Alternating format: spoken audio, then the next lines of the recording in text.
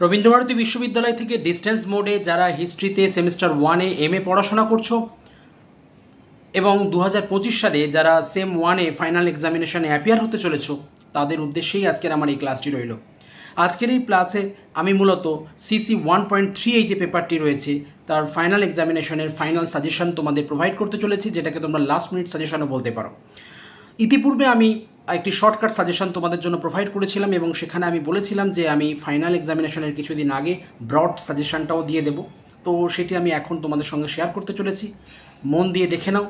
4টে unit থেকে selective কয়েকটি প্রশ্ন শেয়ার করছি যেগুলো কিনা ফাইনাল এক্সামিনেশনে তোমাদের ভীষণ রকমের কাজে আসতে চলেছে।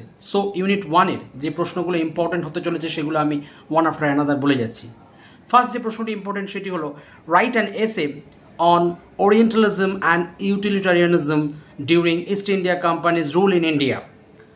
Unit 1 এর নাম্বার 2 যে প্রশ্নটি ইম্পর্টেন্ট সেটি হলো write a note on the introduction of Western science in India during 1757 to 1857. 3 নম্বর যে প্রশ্নটি ইম্পর্টেন্ট সেটি হলো analyze the public health policy and medical policy of British government in 19th century Bengal. 4 নম্বর যে প্রশ্নটি ইম্পর্টেন্ট সেটি হলো throw light on the origin and growth of scientific institution in colonial Bengal. Next যে প্রশ্নটি ইম্পর্টেন্ট সেটি হলো write a note on cultural policy of British in Bengal with reference to Warren Hastings and William Bentinck. Unit 1-এর এই যে কয়েকটি প্রশ্ন share করলাম সেগুলো ফাইনাল এক্সামিনেশনে ভীষণ ইম্পর্টেন্ট ফর পেপার 1.3। এবারে ইউনিট 2 থেকে যেগুলো ইম্পর্টেন্ট সেগুলো আমি শেয়ার করতে চলেছি। ইউনিট 2 এর ফার্স্ট যে প্রশ্নটি ইম্পর্টেন্ট সেটি হলো would you argue that the jotedar were very powerful in the agrarian structure of Bengal in appropriating surplus during colonial Times.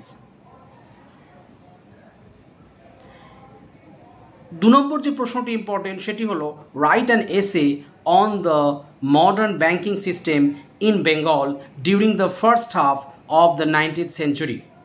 3 নম্বর যেটি ইম্পর্টেন্ট সেটি হলো in what ways did the historian interpret that the zamindar of Bengal were more powerful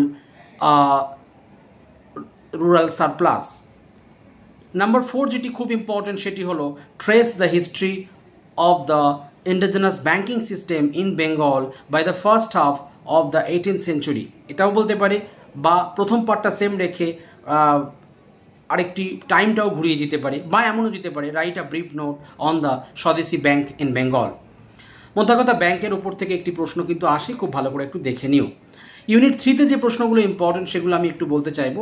1 নম্বর যে প্রশ্নটি important সেটি হলো how did the introduction of post and Telegraph consolidate in imperial control over India during the second half of the 19th century.